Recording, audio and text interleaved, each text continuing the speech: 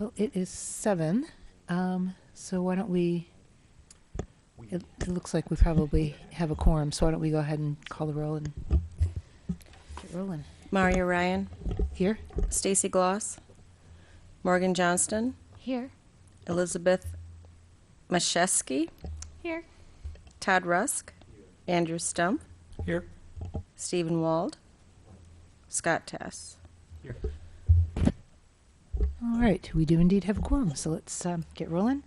Do we have any changes to the agenda this evening? Nope. All right, let's move on to the approval of the minutes from our previous meeting. Let's go ahead and take, if there are any, why don't we take any changes or corrections first and then after follow that with a motion. So are there any changes or corrections, any discussion? All right, is there a motion to approve? I move. Is there a second? I second. Any discussion? Okay, all those in favor of approving the minutes as drafted, signify by saying aye. Aye. Aye. Aye. Those opposed? All right. Let's move to public input. Do we have any members of the public who wish to address us this evening? All right, seeing none. We'll move to communications and the staff report. Good evening. First update with the Climate Action Plan. We had a goal to evaluate opportunities to retrofit outdoor lighting. Staff is moving forward evaluating a guaranteed energy savings contract. That is a specific opportunity that is described in state law. So the bidding process and procurement process is described in state law. It is an opportunity to bundle lots of different energy efficiency retrofits projects, energy saving measures, renewables, and also operational savings into one large contract for energy improvements, provided that the energy improvements pay for the installations, the cost of the project on a 20-year timeline. So it's a prescribed way to do performance-based contracting. So we're getting close to finishing up our RFP for that, and then we'll present that idea to council to ensure that we're moving forward with their direction, and then go to bid, select a vendor, go through a process to have the vendor do an investment grade audit, and then choose specific energy conservation measures to implement, and then we'll contract for those. So particularly looking at street lighting, but there's also probably opportunities with our facilities. One of the benefits of a guaranteed energy savings contract with a private sector energy services company is they can bring to bear all of their experience from other cities to look high and low for energy saving opportunities that we may have missed. So that's one of the reasons that these bids, or the RFP phase of these bids, is a little open-ended rather than saying, give us your best price for a COG. You instead say, find some savings for us, and we'll see if we can make a deal. So we're moving forward with that. Any questions on that? Okay. Staff recently attended a Champaign County Pollinators Coalition meeting. We discussed the group, lots of stakeholders, some people in this room were there. Lots of stakeholders interested in discussing opportunities to expand cultivation of monarch and pollinator friendly plants to support our pollinators and the monarch, both of which bees and the monarch have seen population declines lately. So we want to support that. The city is already a signatory to the mayor's monarch pledge, and we're introducing some more monarch friendly and pollinator friendly landscapes next spring. So we're already engaged in that, but just looking for more opportunities with the stakeholder group. On the Sustainable Water Management Plan, haven't had an update on that in a while, and this update is not all that revelatory, but we had a goal to track potable water use, and then a bullet point to work with the water company to ensure annual water consumption reporting. We had some challenges with the water company in that they were switching over to a different system, and we had 1 year where we only had half a year of data. We never did get that 1 year reconciled, and so we have an estimated data point for that year. But we do seem to be on a good footing with the water company now. We did get a good data set from them this year, and so I think we're set there, and we've marked that item in our tracking as completed. On U-Cycle, staff is going to be ordering some reusable waterproof tote bags that they'll share at events. So this is not going to everybody, but specifically shared at events that are focused on a student audience. And the idea there is that students are often living in apartments, and other folks living in apartments where they may not have a lot of space to have a garbage can and a recycle can in their unit.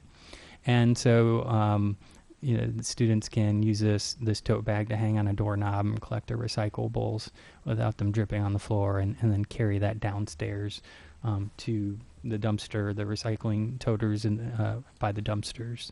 And then if they don't do that because they have a different setup, it's still something they can use for grocery shopping and reduce single-use plastic bag consumption. So just an interesting strategy that Courtney Kwong is working on, and she's going to, of course, brand that bag and have our acceptable recyclables list on the side. Our next scheduled meeting is March 7th at 7 p.m. in Council Chambers. Thank you. Are there any questions or comments? I just want to comment that I'm always impressed with what Scott accomplishes as a single. I know U-Cycle is with you and you have other colleagues, but you do so much, and I wanted to say thank you. Thanks. I agree. All right, let's move to our continuing business and the review of the proposals for Solar Urbana-Champaign 2.0. Scott, do you want to? Sure. So we had a wonderful response to our bid offering. We got MREA's bid offering got 6 responses, and the SAC members plus 2 additional community stakeholders are here to review, or actually they've already reviewed the 6 bids, and everyone has sent their top 3 choices for the bid, and that has narrowed the field down to some leading contenders. And so what I want to propose that we discuss tonight is whether we think that there is one obvious standout among those 3 that the committee would like to select tonight, or whether the top 3 or top 2 are close enough that we want to ask Peter from MREA to send those candidates a very specific sample house that they could all provide a specific proposal as if it was a house that was interested in solar in our program, and have that proposal come back and have that be the last piece of evidence for this committee to consider. And at that point, we'd have to decide whether that would be conducted individually, not as a group because of open meetings for SAC, or whether we'd schedule a special meeting in 2 weeks or a week, or whether we would delay to the next March SAC meeting. So with that, I'd like to turn it over to Peter to maybe summarize the outcomes of the voting for the top 3 candidates. Sure. Hello, everyone. Nice to speak with you again. Thanks for having me. So I'm sorry. Could you either speak louder or get nearer your mic? It's really difficult to hear you. I will project, but it might be effective to turn up the volume on the on the phone locally. Is that possible or no? I don't know. The person at the controls is not in the room with us. Can you all hear me now? A little bit. A little bit. I think that's better, Peter. Go ahead.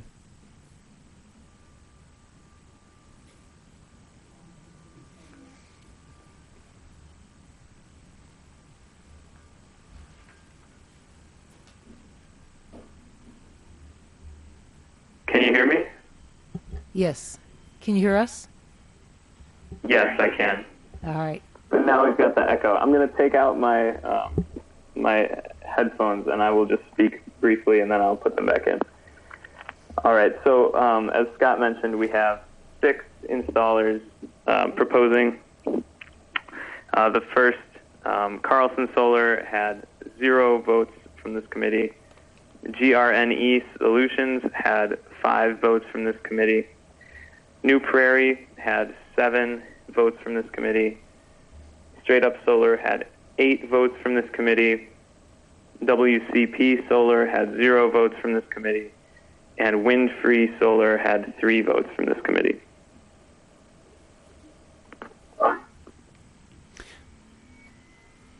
So certainly 3 stand out from the other 3. I did have one question, and I know when I sent you my votes, I had noted that I did not see an actual proposal from WCP. Did they simply not send a proposal, or, you know, the only reason I ask is because I would want to be sure that if they sent a proposal and the document itself simply got lost, that we give them a chance. But if they did not actually, if we got all the documents they submitted, then I think, you know, it's safe to proceed with what we have.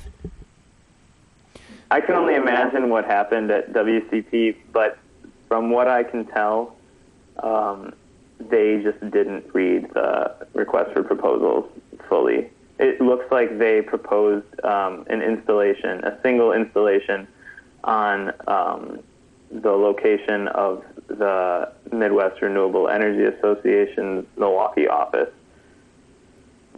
Okay, I thought that was just their sample, but I guess, okay, that was what they intended as their proposal. Thank you. So, Peter, would you list just the names of the companies with the highest number of votes, please? Sure. Top 3 were in order: Straight Up Solar with 8, New Prairie with 7, and GRNE with 5. And then trailing was Wind Free Solar with 3.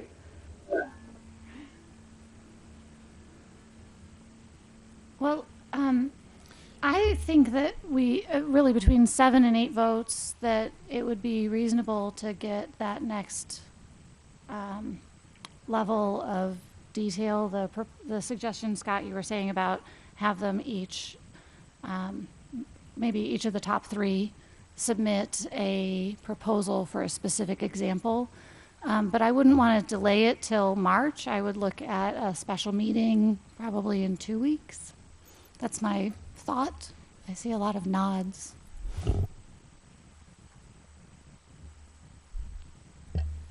I also agree.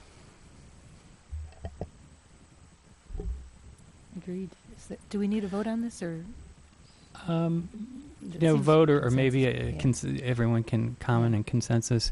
One challenge of having a special meeting is, it's not something that's already on everyone's calendar. So getting, everyone here can be a challenge. That's one of the reasons I posed another option, an additional option of, if Peter takes the top 3 and sends them the sample, they send him back their sample, and he can distribute that to all the members individually, and then they can make a decision individually and send it back to Peter.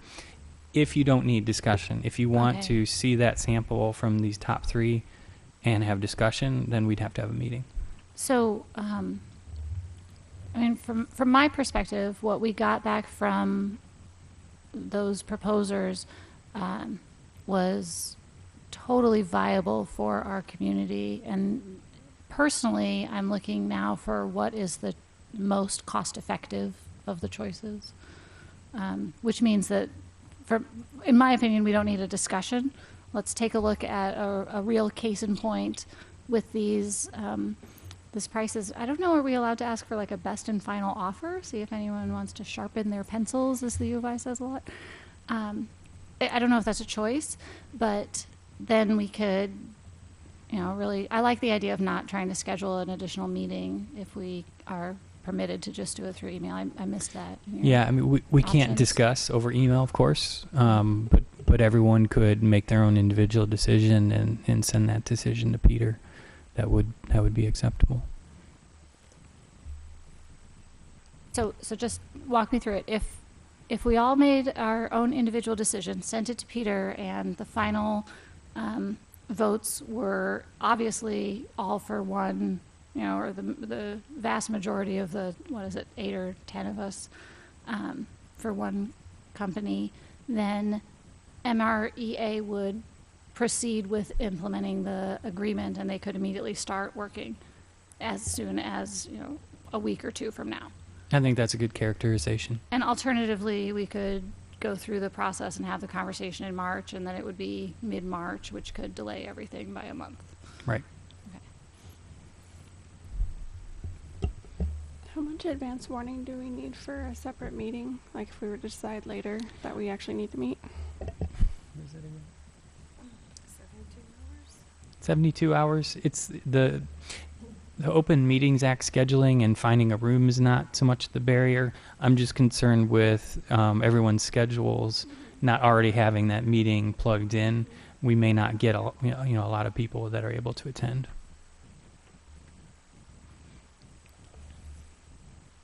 And do we have an opportunity for something like a best and final offer, or do we really need to stick to what has already been submitted? Peter, do you want to take that? Sure. There's no real, in my mind, there's no reason not to ask for a best and final offer. Presumably, in understanding that this is a competitive request for proposals, proposing firms would hopefully provide their best pricing and build that into their proposals. On the other hand, just to make a quick note, I do think personally that it's really valuable to have the sample array and look at each company's proposal for a given array based on the same assumptions. Just something that I've noticed having done these for a few years is that you'll see proposals come in that have they'll have comparable baseline prices, but then with the adders on their pricing scheme, to a given array for each company costs much different than what you would expect. And feeding them those assumptions, kind of looking at what one might consider an average household in Urbana, I think it would be really helpful to do that. And I personally have no problem with, fielding responses from each of you. At the same time, I also, of course, see the value in discussing. But then one last point is just that if you guys do feel like you can make a decision tonight, that option is also still on the table. I feel like the conversation kind of rushed toward having a second meeting or going through the secondary process. I just want to reiterate that you could pick tonight. And then last, for the record, I just want to know that MREA is recusing. I am recusing myself, and MREA has recused itself from this process because we have a conflict of interest with one of the installers. So just to make that clear. And I also did not participate in the voting. I'm just letting the broader community committee make the selection. And to Peter's point, backing up 1 second, were there any comments or questions on the bids?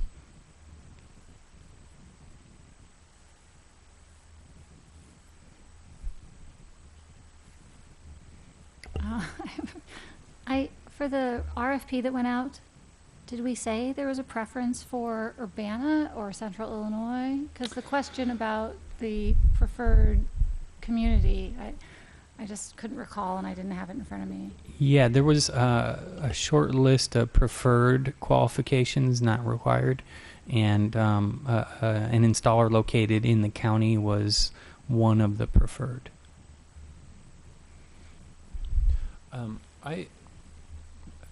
This is not so much a question about the bids. Well, I guess it is a question about the bids, and it's also on Peter's comment about getting presenting some scenarios to get their pricing, and just I guess I just the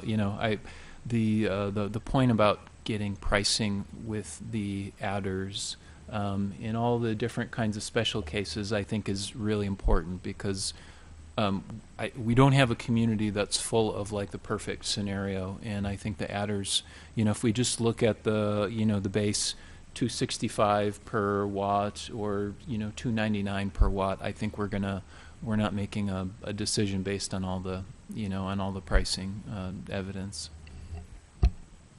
So how do you pick a single scenario that is reasonable for our community? I was curious about that too, and maybe Peter could follow up on that. And I was wondering if it's possible to have a scenario. I'm remembering vaguely from last year having a scenario address, and I thought we had maybe 3 last year addresses, and 1 included commercial.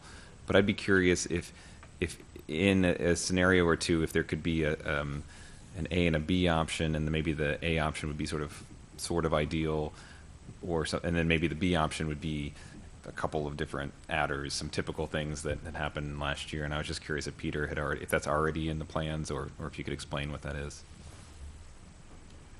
Sure. So I'm looking right now for the email that I have to Scott. I had basically taken a quick look, anticipating that this would happen. I took a quick look around and found a property. Last year we did have 3 scenarios. There was a commercial array that has a flat roof. There was a residential array. And there was a third, and I don't remember if it was simply another residential array or if it was commercial off the top of my head. But we had that built into the original RFP that went out. So proposing installers had, I want to say, 3 weeks to prepare those proposals. In this case, if we did 3 separate arrays, I would want to give them a little bit more time. One additional perk to doing this second step, this phase 2 in the selection process, is to see how quickly a proposing firm can turn around an array or a proposal on an array. So, for example, if we go back to them tomorrow morning with a site, and ask that they follow up with a proposal within 48 hours, you'll be able to tell pretty quickly. One of them or 2 of them might respond day of. Another might take the full 48 hours. And given the rise in demand, the kind of sharp rise in demand that we saw last time, I think it's important to make sure that an installer can handle a quick turnaround on proposals if they have all the information that they need at their disposal. As far as selecting a site, like I said, I did take a look. It's tricky because, like you said, there's no kind of one-size-fits-all type of household or shading profile in Urbana. So what I did was I basically just looked for a home that had a nice south-facing roof, very little shading, and went with that. I think it was a single-story home. I have pre-fabricated usage data for 12 months, so that's ready to go on whatever property we decide on. If you all want to provide guidance, that would be helpful. Otherwise, I feel like the purpose of this is not necessarily to get a cross section of all the different kinds of homes or a variety of different types of homes, but rather to kind of dial in on proposal, on the pricing schema of each proposal. So you can, doing this process really exposes any kind of, any misleading adders or anything like that. If there's, you know, if there's something like an electrical upgrade that's going to happen, or like a some modification of the electrical box that's going to happen on 9 out of 10 homes that they put in as an adder instead of building it into the pricing, that will come out. Stuff like that. So I think I've said enough. I'll stop talking now.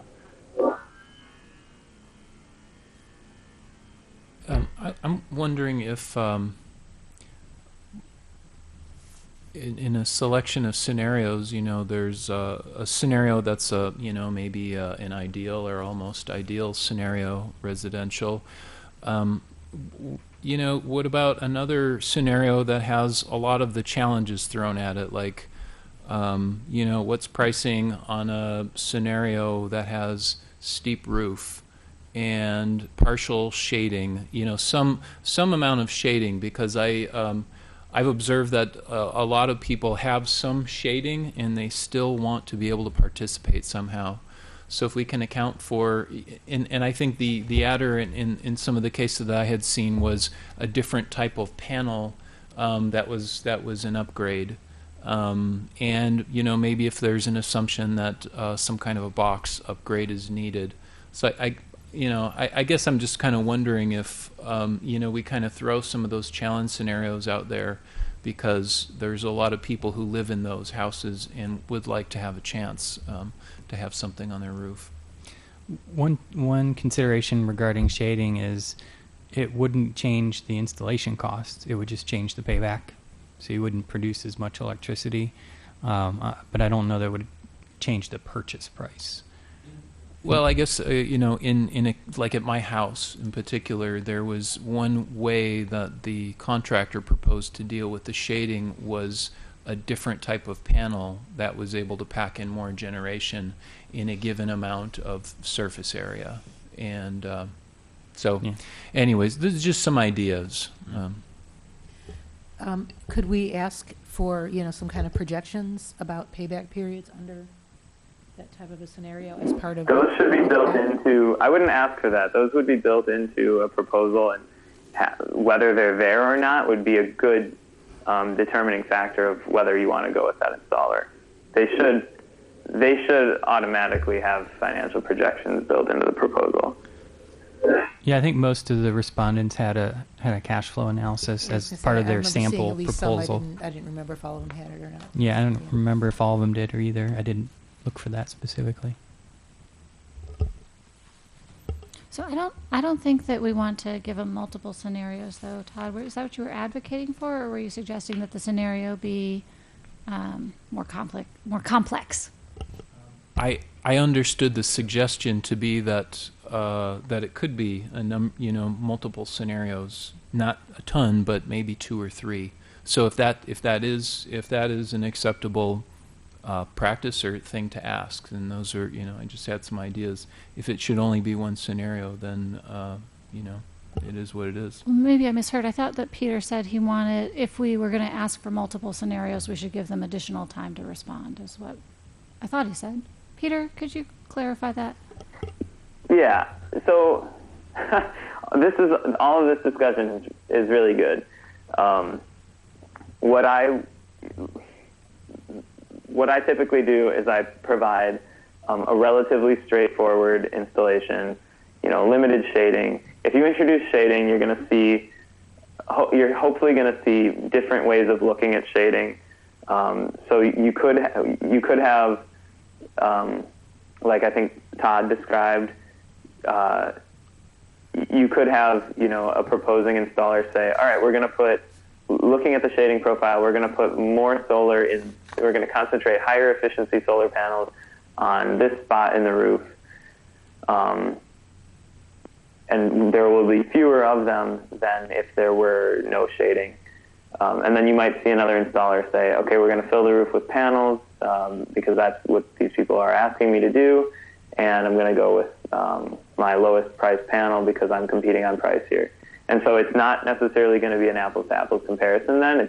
That introduces some nuance that doesn't really help us flesh out any differences in pricing when it comes to the final product after adders.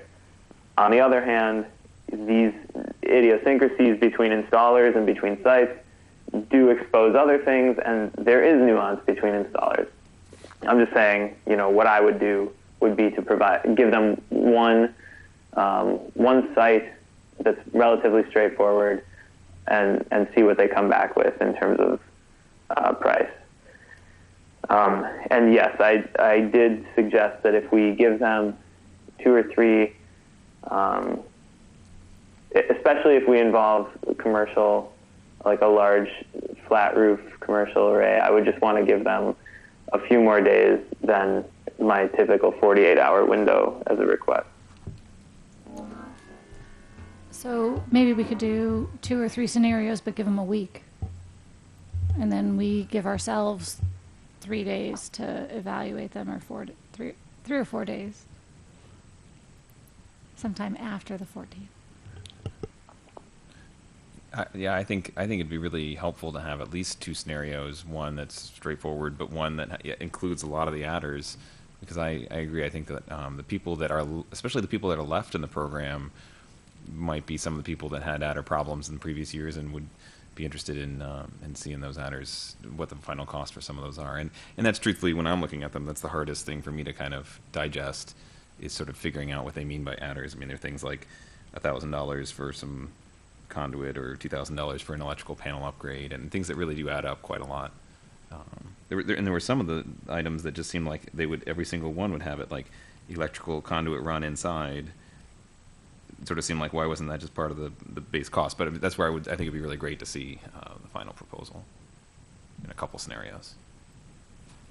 So I know that we wanted to try to encourage or focus a little more in the commercial area. So I know Peter was saying a lot about different homes and residences, and we were talking about steep roofs and stuff, but I'm really interested in seeing a sample about what would happen on a large, or at least medium, commercial building. I don't know.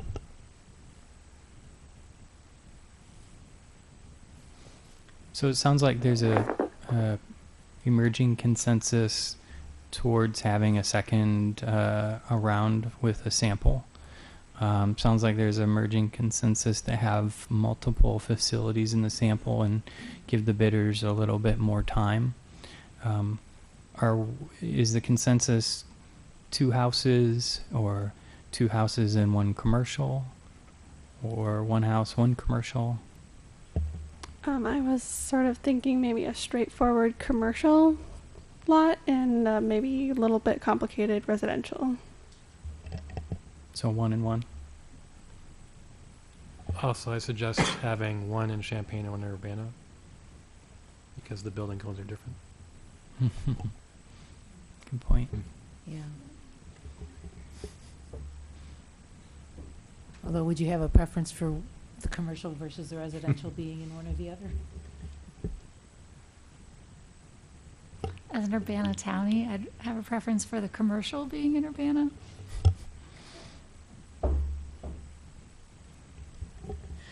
Are there other comments, other ideas about what we want to see?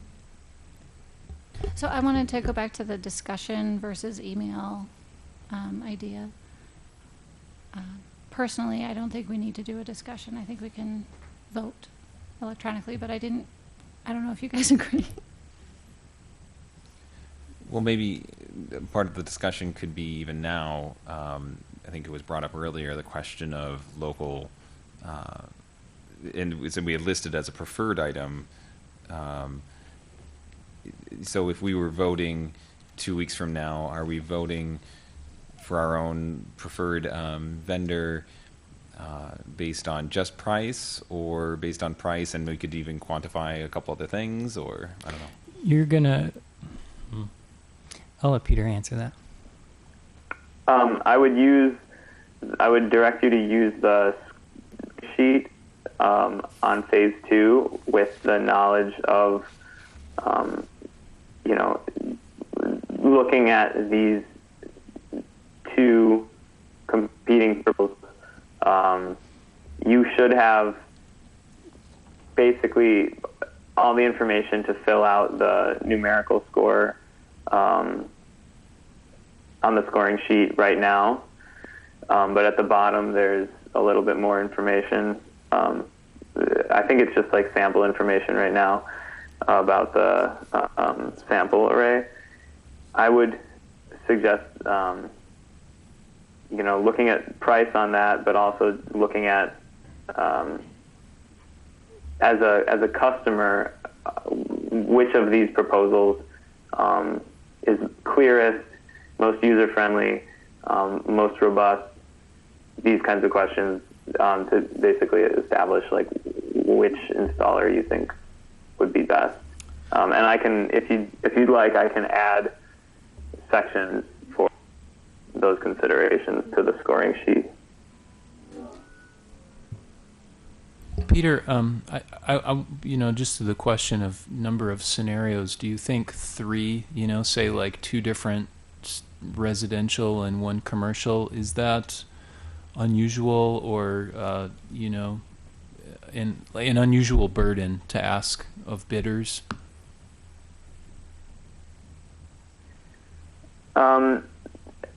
To be honest, the only other program that I've seen that been done is this one, the first iteration of Solar Urbana-Champaign.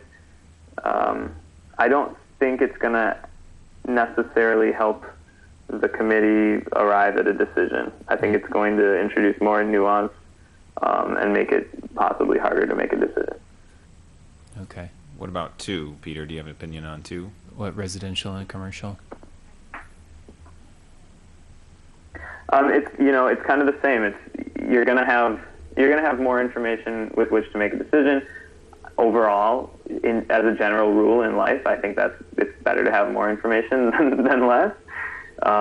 But often, I feel that more information does add complexity and does make decision making a little bit more difficult.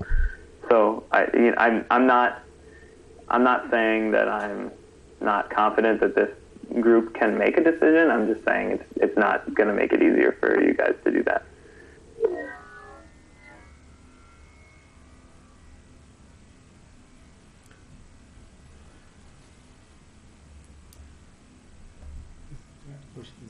When I'm pushing it, or No, it's on on. when I, that's on? Green light. Oh, so it's on. Yeah, I've been mostly just digesting all of this. I think actually listening to Peter, I personally feel that if we had one example that is more in the, what I would say is typical, which is a little more complex, not the ideal, perfect, easiest, and I think probably residential home, just because I think commercial is a little bit, there are fewer variables in terms of an installation, would make it easier for us to come to a decision. I think I would want an explicit evaluation rubric laid out for us, so we're all using the same approach in our voting. But given those 2, I feel like we could actually do it just by a vote process and not necessarily have to reconvene for discussion. So.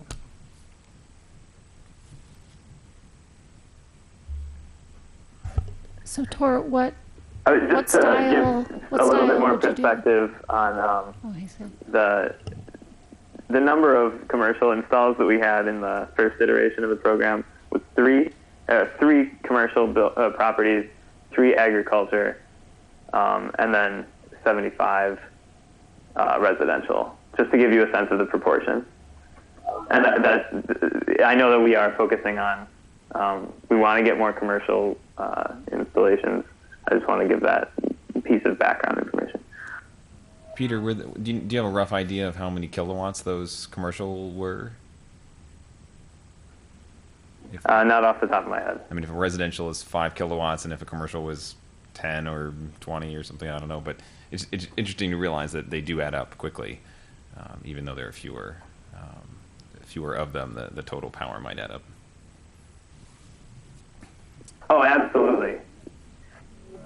Yeah, the total kilowatts on commercial, I mean, they're always larger, sometimes much larger. So, yeah, definitely.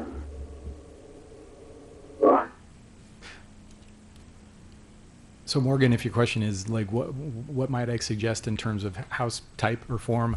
I think I'd say, what's most typical around here? If it turns out that a house from 1929 with a hipped roof facing east is the most common, I'd say go for that. If it's something different, then and I don't want us to have to do like a detailed, inventory of the homes of Urbana and Champaign, but maybe finger to the wind sort of thought on what that looks like. I think there are brains in the room that could probably give a suggestion of what that might look like. Well, to echo what Todd said earlier, I think it's going to be important to have shading be Yep. part of the mix, because that's really very, very common in our community. So So I think we have 3 decisions before us. One is how many sample houses we want. 2, how we want to make the decision, a meeting or emailing our final vote. And 3, I don't know if we have clarity whether we wanted to invite the top 2 or the top 3 vendors to our final round. why don't we just take those in order? So Okay. let's tackle the first one first. How many sample proposals do we want to see, or example proposals? And what? And I guess maybe I'll just include in that what mix of commercial versus residential. Well, considering everything, I personally, right now, I'm at the zone of just 1 and steep, shady roof in Urbana. Residential. All right. Is that a motion? Are there others who? Yeah, I was going to say, right. Are there others who want to do something different, or do we want I to take would this say as a one motion? residential. Okay. Sure. Yep. Okay. I would agree with an asterisk next to shady, how shady. Okay. We don't necessarily want to see optimal numbers for, I've seen some pretty shaded solar panels. I don't think that's our model. And I'm sorry. I think were you in agreement? Yeah, I Okay. agree. Maybe 25% shade. I don't know. Is that So- typical for? Maybe we could find a house that has a really nice old 100-year-old tree that's south of it that would shade, the winter months of the year type of thing, or Is that your some of the house? fall and some of the winter. I'm thinking of my church. All right. It sounds like we have consensus on 1 residential, steep roof, and partial shading. Is that right? Okay. Located in Urbana. Sure. Thank you. And Second one the was second one is what? how to meet how- or yeah. Do we want to decide, meet or do this via email? Email to Peter, not email among us, obviously. I thought Tor's point about really clearly defining how we do the scoring would be good. And I know with the U of I, when we were looking at the solar farm, we had all these different ways of doing the scoring. I would propose that we take the total. We're going to give them the exact same document, and they're going to give us the total price. So we can do an all-in. We can take that total number and compare apples to apples across the responses. And then, but you can do things like weight it by how much it is. You can take the difference between the highest and the lowest and rank them in between. You can do the reverse of that somehow, and there's all kinds of methods, and I don't know the simplest one. So the scoring sheet that Peter provided has numbers for each category. So the question is there a change that you would like to see on that? Well, how much is the number for the price? I think it just stands alone. I think Like- it's just a separate consideration. So I think each section is a 1 to 5, 5 being the highest. So So if you wanted price to weigh heavier, we could maybe change the total number of points for that category. Tor, what were you thinking on that? Well, my thought is that the evaluation for the second round is actually kind of substantially different than for the first round, because we were evaluating the RFP responses here, and we're going to be evaluating a specific proposal the next round. To me, I'd want us thinking sort of like a homeowner, like when I slog through this thing, am I able to digest it in a way that allows me to make an informed decision? To me, for example, some of the proposers, their graphic design and information transfer was clearly superior to others. That I would want to be one of our evaluation metrics is, okay, is this something that a typical homeowner could make an informed decision with, just as one example. So really what you're saying is we're not looking at, in the second round, we're not evaluating the entire response to the bid offering. We're evaluating the hypothetical proposal that a homeowner would receive. That's my impression. I don't know. Yeah, I think that makes sense. Okay. Although to clarify, I would, I just want to clarify that this, well, for instance, let's say that, we had 5 votes for one of our proposers, and then we had 8 for the others. So those are, of the 3, those are our 2 extremes. Now, if the one with 5, comes back with a stronger looking proposal, does that, I don't know. I mean, there's another layer of complexity that gets entered into here. Is it are we saying that the person who gives us the best proposal wins the bid, period, at this point of those 3, or not? I think I confused things when I suggested that there be a second level of evaluation. I would suggest staying with the scoring sheet that I've provided. There is a section worth 5 points for price and options provided, but then at the very bottom there is the sample array. There's a place to put the pricing that comes back on the sample array, and that's a way to, in a way, like weight the proposed pricing more accurately than the simple baseline price that they put in Exhibit C, their pricing scheme. So why don't we, instead of completely throwing out, the baby with the bathwater on the evaluation sheet, why don't we stick with the scoring sheet that you've all, for the most part, you've all already worked with, and then just use the pricing that we get back on the sample array to fill in that last bit and see if it tips the scales at all. And I have a feeling, it might expose some drastic or some stark difference, but it probably won't be. We'll see. I don't know how these installers are going to propose, so I've said too much, but I feel like that might be much more straightforward than to introduce a whole new evaluative tool. Although we might, I guess I might propose a middle way, which would be just to put like another line or 2 into the current one, so we have price. Perhaps one is just, ease of comprehension, or like basically, how well does it communicate to a homeowner audience. Possibly one other characteristic, but a small number of characteristics, but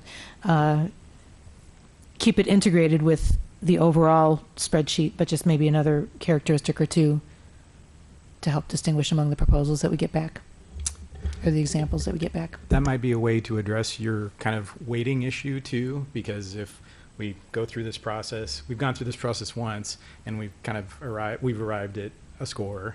If we then layer the second score on top of that, it doesn't erase the old score, it actually works with it. So I like that approach. And maybe just making phase 2 a little bit more robust by adding a couple lines. And I think Peter mentioned earlier, clear, user-friendly, and most robust, and maybe there could just be a couple of things. Peter, maybe we could just add a couple of scoring metrics to underneath price, so there'd be 3 or 4 ways to sort of score it. And I don't know if it has to be, I mean, in the end, we're still just coming up with, it's just a way for us to help ourselves make a vote, right? A personal vote. So I don't think it, I don't think we have to be super metric about it all, maybe. Would you want to add 5 points to the total, though? So these 2, 3, 4 proposal-based phase 2 criteria, would we want to make that whole category worth 5 points and have a second sum. I would just do phase 2 separately. I mean, if we've already voted on phase 1 and gotten to this point, I would just do phase 2 sort of standing alone. I don't. But then that would make the three companies all start at zero. It'd be phase 2, but you'd take everything from phase 1 for those 3 companies and then add the additional lines and additional points for them. So what you said and what Andy said are two different things, I think. Well, Maybe take phase 2 as like a new worksheet in Excel that is only the 3 company. I prefer asking all 3 companies, but only the companies that we ask for the next section. And then it has all the stuff from the original scoring and the additional items. So when you make your vote, So the 5 idea is. so when you make your disintegrated. vote, are you going to do math from phase 1 and are you going to add phase 1 and phase 2 for yourself personally, or are you just going to? Because I was arguing that maybe I would just go on phase 2 and say, well, whoever makes the nicest looking proposal to Joe homeowner would win Joe homeowner's vote. I would add them together myself because what we told them we were looking for included all the things that we got in phase 1. Mm-hmm. And this phase 2 just lets us refine it, and so you take Yeah. my opinion. So you could take them into consideration. Take both of them. I mean, and Peter, are you expecting us to give you a very detailed and tally sheet for every single one, or do you just want a vote of 1, 2, 3 from each No. person? I have 2 answers for that. One, I think it's a nice courtesy to all the proposing installers to give them a little bit of feedback as to where they could improve on their proposals. But in terms of making a decision, I really just need final tallies is sufficient. So if it was final tally and a little bit of notes, that would be okay too.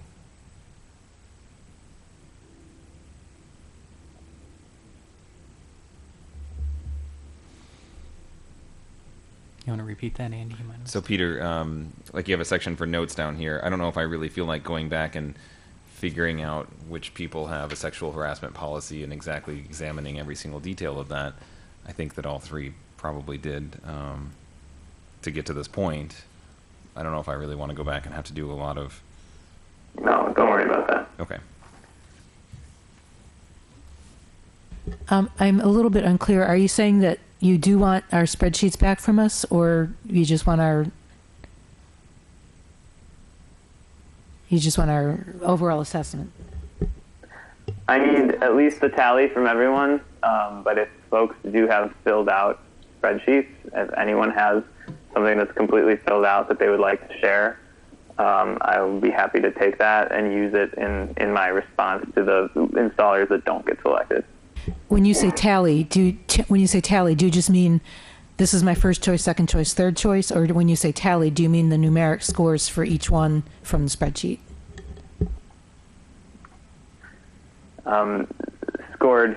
Fully scored spreadsheets. Okay. Maria, so that was if you have it, right? Well, I guess that's what I'm trying to get clarification on is, I mean, to be honest with you, is because I'll have to get some clarification on the spreadsheets from you. I mean, I was filling out the numbers and so on and so forth, but, if this was intended to be a document of record, I would want to do a little cleanup on mine before giving it to you and get some clarifications on it, which I'm not going to do on the floor. Just for the sake of saving time Sure. and not So, boring everyone to tears. A little background. These responses will be kept confidential, just like proposals will be kept confidential. But in terms of helping installers propose better, I like to give them feedback. So if you have feedback from each installer, like, hey, they didn't include this whole section, that would have really helped their proposal probably. WCP needs a lot of feedback, for instance, because they didn't read the proposal or the RFP, evidently. So it's nice to have that, and it's nice to have that from the advisory committee because you guys have a breadth of perspectives that I don't have. But at the very minimum, I do need the final numbers that you arrive at in the scoring sheet, so that the full sum of the tallies from 1 to 5 in each category. That's what I need in order to accurately. If it ends up being you guys just sending me your scores and me adding them up and determining who scored the highest, and that's how the decision will be made, I will then need all of those numbers. Does that make sense?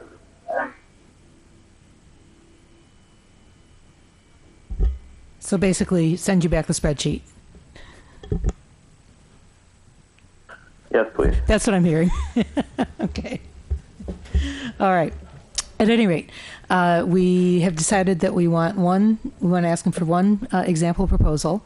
We are going to, I think what we were trying to decide now was how we were going to arrive at our decision. So it looks like what we want to do is just get a few more lines added to the spreadsheet, and we will rank but we'll only use the columns for the 3 finalists, and we will turn those spreadsheets back to Peter via email, not amongst ourselves. And I'm assuming that means that we're not looking to have another meeting, not looking to have another public discussion of this. Is that correct? Is that what I'm hearing? Okay. And then our third decision point, Scott, can you remind me? Are we sending the top 2 or the top 3 to the second round? Top 2 or top 3? I vote for top 3. Me too. Top 3. Yes, 3. All right. It sounds like for our top 3.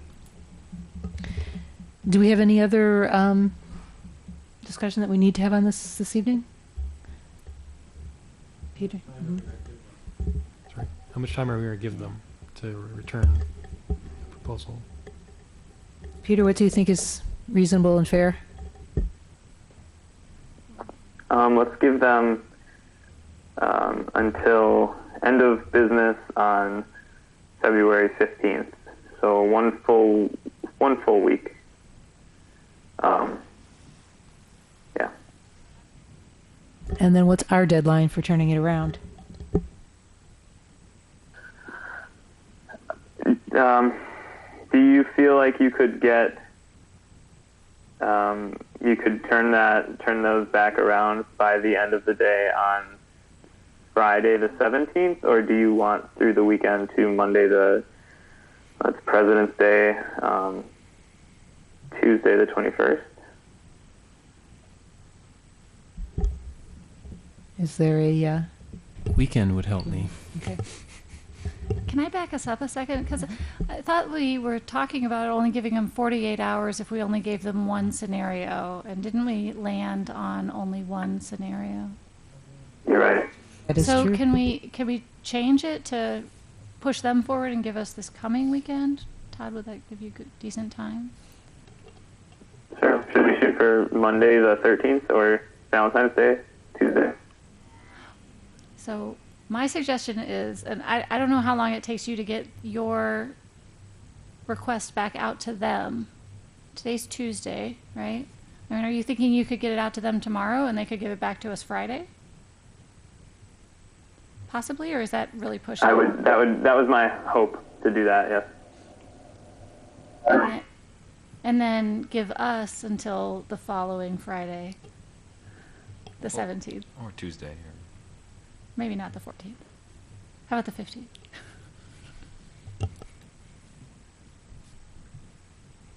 yeah, 15th. 15th is fine by me.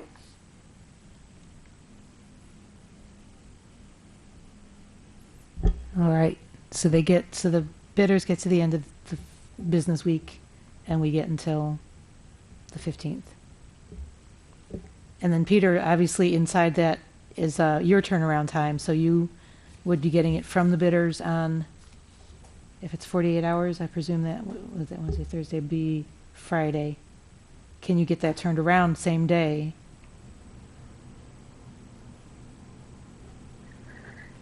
Is that reasonable, or do we say like to give them till noon that they on have Friday? a deadline of close of business on February 10th, and then I'll send it off I'll put it in a folder and send it off to all of you.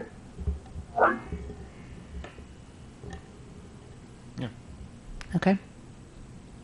Good. What else do we have tonight on this topic? I think we're in good shape? Okay, great. Thank you.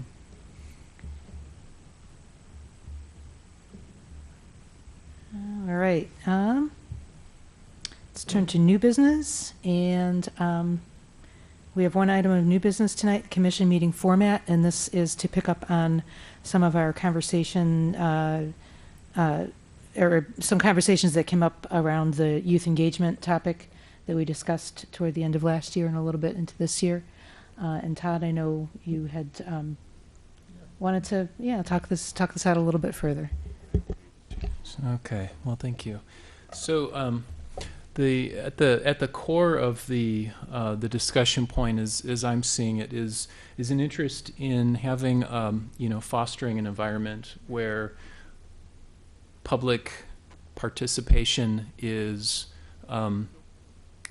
is welcome. Of course, it's welcome, but having an environment where maybe where we increase the chances that people are going to feel comfortable to participate and in the discussion and come to the meetings.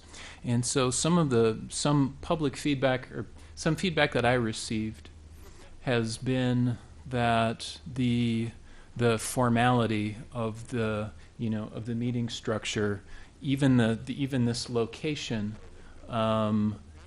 things like the Robert's Rules of Order, that structure gets in the way of some people wanting to participate, to come to the meeting and to feel like they can participate in the discussion in a meaningful way. And so one idea was are there can meetings be in a different location? Can one thought, and I don't necessarily agree with it, was just throw out Robert's Rules altogether. So I don't intend to create a discussion that leads to a lot of debate about different. I guess I hope that we don't end up in lots of meetings talking about meetings and how they're to be run. So I just want to put that out there.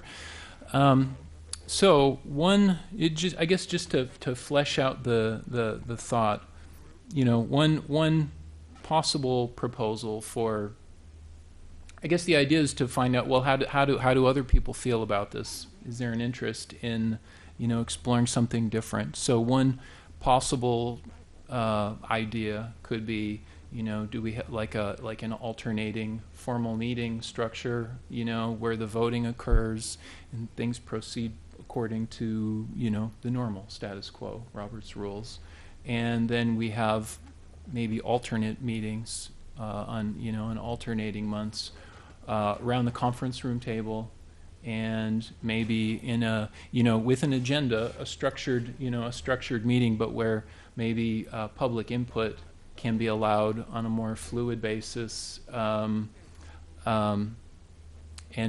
maybe it's a structured agenda and meeting, but perhaps not according to Robert's Rules. So that's just one possible idea. I guess I'm not intending to prescribe anything, but I am, and I acknowledge that changing structures does not guarantee that people are going to come out. I mean, it comes down to people's time and interest in what's the discussion on the order for the day. But if there are things that we can do that at least don't drive people away when they would otherwise like to participate, I would like that. And I guess I would just like to point out that some of the meetings that I have really enjoyed the participation have been around, say, like the mayor's conference, conference table or conference room in Public Works. And it was just a slightly more relaxed feeling. So that's the idea that I was hoping to introduce, and I guess I would just step back for a moment and see if people have any response to that. I like the idea. I was also thinking that maybe a location that the public is used to going all the time might help them go to our meetings. I don't know what the requirements are for meeting rooms for us. I think we can meet anywhere if we're discussing business before the commission. It would have to be publicly noticed. I don't know what the procedure would be in terms of recording it. We always record our meetings, but we always have them here. So what does that mean if we have them somewhere else? I don't know. I can find out. And it might matter whether visual is required or if we can just have it, because an audio recording is pretty easy. Well, for that matter, video is not that hard these days either. But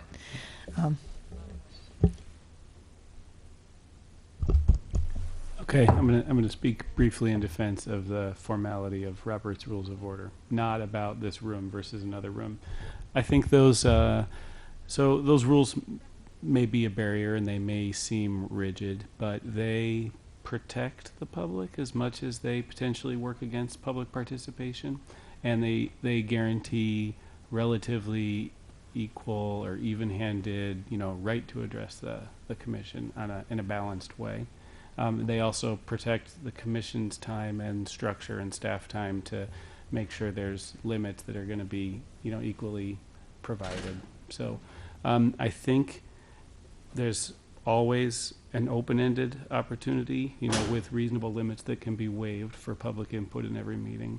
And there's also the potential for any member of the public through a commissioner or directly to staff potentially, you can correct me, Scott, to propose a agenda item that would actually also have an opportunity, to sit at the table and have open-ended discussion. I mean, there's a point in the Roberts Rules that our chair has always, operated quite loosely for freewheeling discussion before the structured, closure and action portion. And the commission has a history of entertaining discussion and information items, not just items that are only for a decision or that kind of thing. So I think there's some, and lastly, for youth participation, I think there's arguably an education value in building civic skills and familiarity with participation in a public forum. We're not as formal as city council, but we are part of the city government. I'd be interested if we would be the first to break from Robert's Rules, or are there other commissions of the city that don't use them? All of the meetings I've seen use them, but I have not seen all the meetings. Okay. Anyway, I just wanted to put all those arguments out there as, sort of in defense of civilization. No, I'm just kidding. I'm kidding about that. Sort of the case for having that structure. So I guess I'm not really clear when you talk about Robert's Rules. Is Robert's Rules part of why we only, during the discussion of things, it's not the public discussion, just the commission member that's part of Robert's Rules? Or is Robert's Rules about voting and agendas and motion to approve kind of stuff? it's a little bit of both. I mean, there's the Robert's Rules sort of circumscribes that the whatever body it is that adopts the rules is the one that's conducting its business meeting. And then what that does is it sets up a structure where that body has a certain amount of control over people who do not belong to the body, what their contributions would or wouldn't be.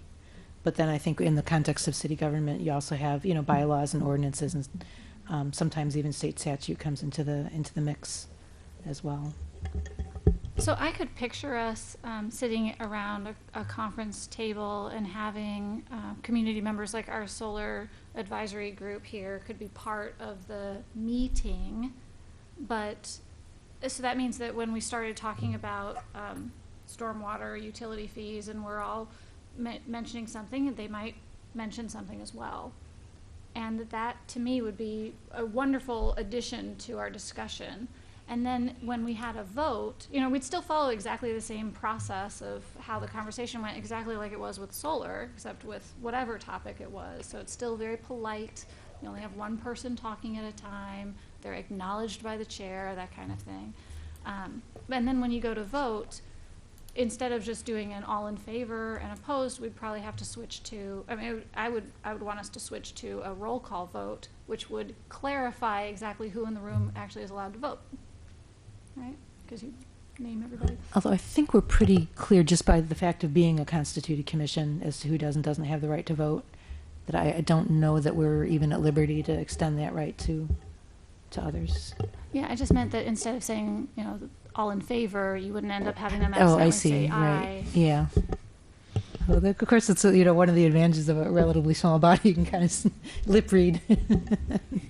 But yeah. I see what you're saying. Yeah. I also like the alternative, alternating locations. If we did maybe the public library as a location, the idea of places where people are anyway, but we could still have a private room. Right? Don't they have private rooms? And then still come here.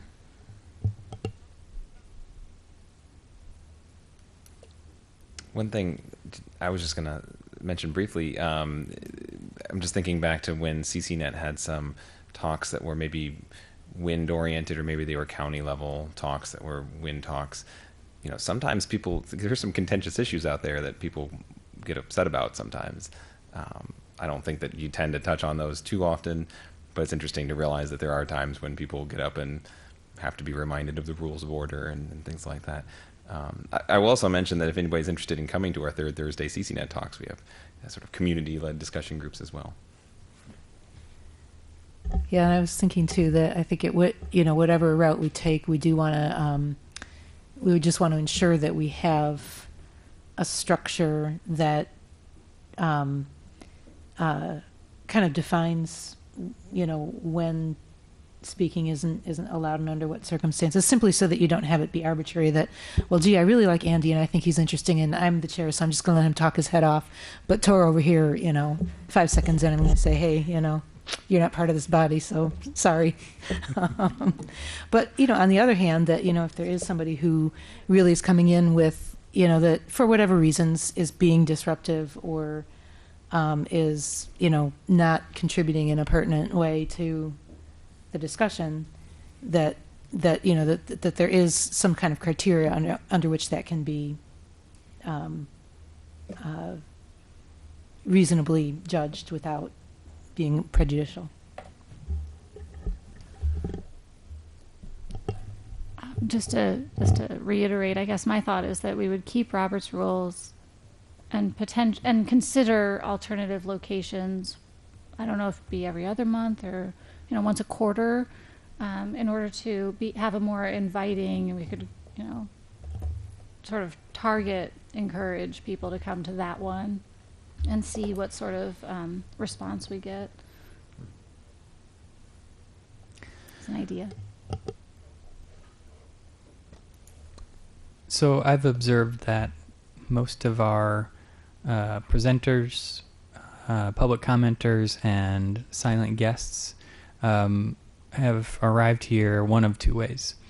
One, they were specifically invited to discuss a specific topic, or two, they were in Libby Tyler's planning class and were given extra credit for attending. So I think we've certainly had a different venue upstairs where the conversation was a little more open-ended, and folks who are not specifically on the commission did kind of jump in, and in some instances that was really helpful. I think if we want to try, say, a workshop every now and again, every other meeting, whatever it might be, and specifically mix up the format, we should do so with a specific topic to discuss, kind of pair those to the format and a topic together. And that'll give I think the format alone may not be enough to draw people in, but the format change plus some particular topic that's relevant and interesting that people would want to participate in might draw more attention than we normally get. Yeah, and I think in terms of venue, there's one thing that makes me a little uneasy with sometimes, when we're in the second floor conference room, and that's that it's the access for people who aren't there before the meeting, and sometimes it can be hard for people maybe to find it, and I know that Kate and Scott have been excellent about being sure that people get in that need to get in, but even so, it does mean that like we kind of have to have a little bit of a disruption to the meeting in order to let somebody in. So I guess I would, if we did want to go to alternate location, alternate format, just being sure that, one thing that's nice here is, like, somebody can just walk in now. We could be halfway through the meeting and they could just walk in. They can sit in as long as they want. They can go, so it's just not, I think in that respect, it's kind of inviting. So if we're able to combine the best of both worlds, that would be the best. I think the way we could potentially combine that is we could have a roundtable or executive conference style meeting in this room, so everyone can walk in as they, late or whatever, but we can take this table and the tables over here and combine them and just have the meeting out here with some mobile microphones for recording. That would make it easy to record. They already have the cameras set up. Tables are here, but we could change the format so that it's a little more executive conference or roundtable style.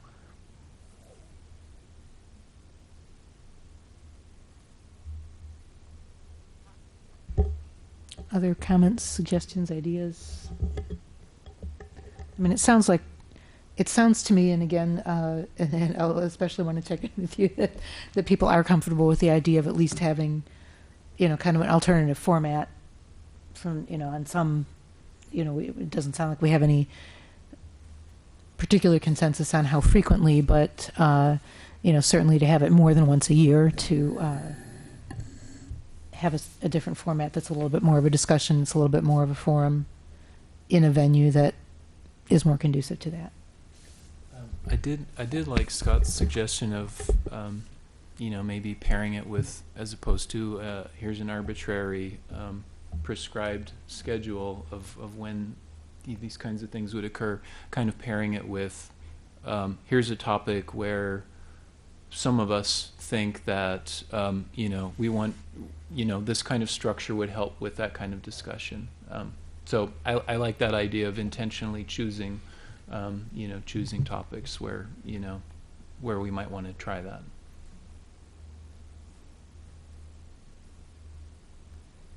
All right. Do we want to take any particular action on this evening? Do we just kind of want to? I think that the chair could make a change in venue and format, especially if we keep Robert's rules as a kind of the overall structure, because that is in our bylaws.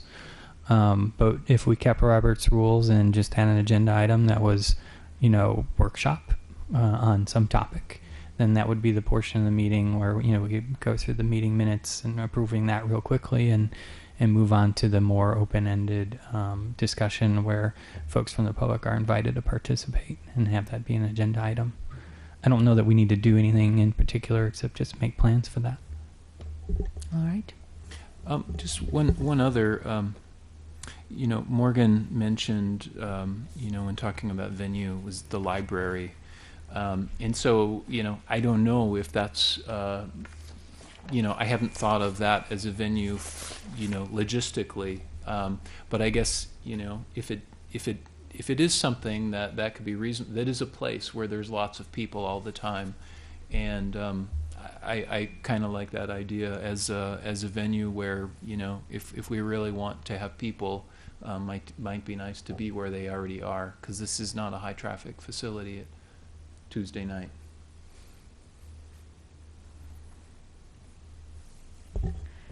True enough. Yeah, I think Scott needed to. Somebody was going to check though if we have to do video recording and how that would work. Okay. Yep, I'll check on that. Okay. And then maybe we can just keep it in mind as we're thinking when we think about agenda items, if it's a potential workshop discussion.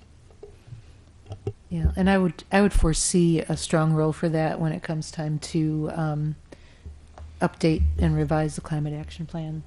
That, you know, I think that's the kind of thing that really provides rich ground for exactly that type of a forum. So we'll just kind of leave it, I guess, on a kind of case-by-case basis, that if people have topics or agenda items that they want to have in that format, we can plan accordingly. Well, thanks for entertaining the discussion. Thanks for bringing it up. All right. We do not have any other new business before us. Do we have any announcements this evening? I have an announcement. The MS4 permit has, for the City of Urbana and the University of Illinois, is holding a public meeting to review what we do for our stormwater permit. There's a lot that goes into the best management practices for handling our stormwater as a community, and it is at the Urbana Civic Center, 5:30 to 6:30 on February 15.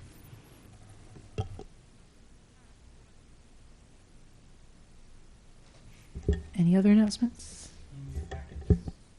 In your packet, there's a notice for a Curtis Road Corridor Study public workshop. It's Saturday, February 18th at 8:30 to 11 a.m. at Church of Christ on Philo Road. Other announcements? No? All right. That is all the business we have before us. Is there a motion to adjourn? Move to adjourn. Is there a second? Second. All those in favor signify by saying aye. Aye. Aye. All those opposed? All right, we are adjourned.